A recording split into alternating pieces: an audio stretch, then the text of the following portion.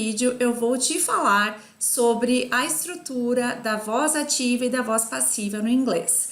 Active and Passive Voice. Bom, para começar, eu vou te falar que a maioria das frases em inglês estão na voz ativa e seguem o padrão subject, que é o sujeito que executa a ação, o verbo, né, que é a ação executada, e o object, que é quem recebe a ação. Então, essa é a estrutura da maioria das frases em inglês. Subject, action ou verb and object. Sujeito que realiza a ação que é realizada e quem recebe a ação. Por exemplo, we make mistakes. Então, aqui eu estou usando o chunk, o bloco de palavras make mistakes, que significa cometer erros, tá? Então, mais uma vez, we make mistakes. Quando a gente diz we make mistakes, está muito claro quem é o sujeito we ou nós, certo?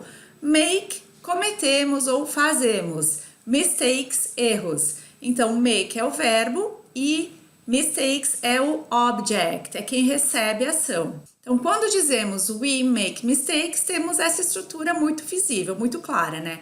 Nós cometemos erros. Subject, nós, we, make, que é a ação, the action, the verb, and object, que é o objeto, é quem recebe a ação, mistakes. Mas, às vezes, essa ordem pode mudar. Por exemplo, quando a gente não sabe quem executou a ação ou por algum motivo não queremos mencionar quem executou, quem é o sujeito da ação, ou até porque não é relevante mencionar quem cometeu a ação, porque nós estamos focando na ação e não em quem a realizou. Por exemplo, quando eu digo o seguinte, mistakes are made every day. Erros são cometidos todos os dias. Ou mistakes will be made. Erros serão cometidos. E mais um exemplo, mistakes have been made. Nessas três frases, mistakes are made, mistakes will be made e mistakes have been made, você consegue localizar o subject ou o sujeito das ações? Você não consegue, porque o subject na estrutura dessas três frases não é mencionado. Aqui na voz passiva, o foco é na ação e no objeto que recebeu a ação. E normalmente não dizemos quem executou a ação. Se você quiser dizer quem executou a ação, você vai adicionar o by no finalzinho da frase e mais o nome da pessoa que executou. Então, por exemplo, mistakes are made by everyone. Mistakes were made by a new employee. Então, erros foram cometidos pelo novo funcionário. Agora, vamos ver mais uma vez aquelas frases acima, onde eu não mencionei quem foi o autor da ação. E dessa vez nós vamos mencionar quem comete erros. Então, para isso, nós vamos escrevê-las na active voice, na voz ativa. We make mistakes every day. We will make mistakes. And we have made mistakes. Então, aqui o sujeito, nessas três frases, o sujeito é muito claro. Então, por isso que essa é a estrutura da voz ativa. Então, lembre sempre que a estrutura da voz passiva ou passive voice, ela é normalmente utilizada quando queremos focar na ação e no objeto que recebeu a ação, e não necessariamente em quem realizou essa ação. Por quê? Ou não queremos mencionar quem executou por algum motivo, ou porque não sabemos quem executou a ação, ou porque é irrelevante mencionar quem executou a ação. E se quisermos utilizar a voz passiva, a estrutura da voz passiva, e mencionar quem executou a ação, você coloca o by mais o nome do autor da ação. A voz passiva é muito utilizada nos títulos de notícias, tá? News headlines. Por exemplo, a lot of damage was caused by the 2005 tsunami. Então, bastante danos, estragos foram causados pelo tsunami de 2005. Mais um exemplo. The bank robbers have been arrested. The bank robbers have been arrested. Então, os assaltantes do banco foram presos. Você pode acrescentar by the police, mas não necessariamente, porque isso é uma coisa óbvia, certo?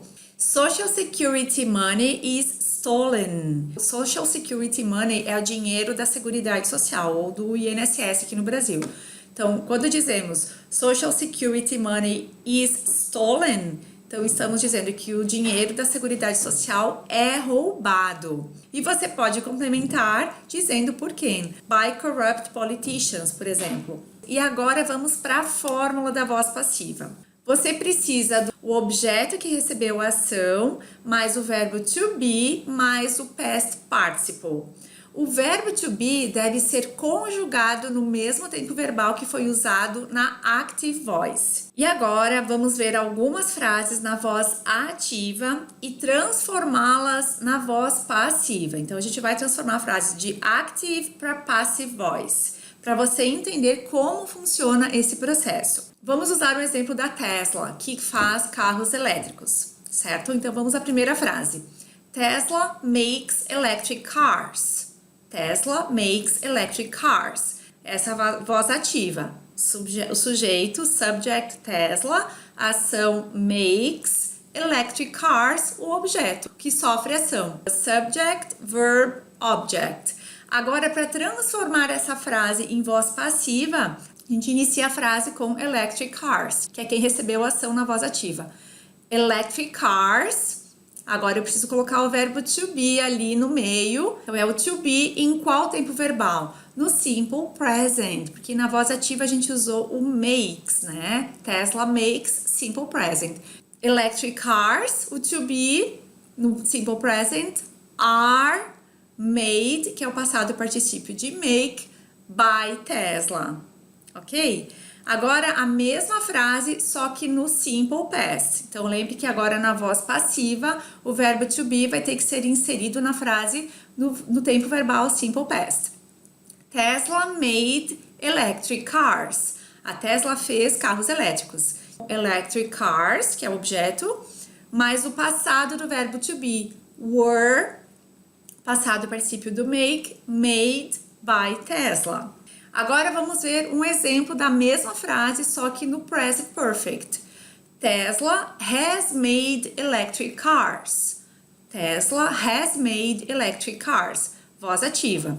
Vamos transformá-la em voz passiva. Então você vai pegar o objeto que é electric cars, o verbo to be no present perfect, have been, o make no passado particípio, made by Tesla.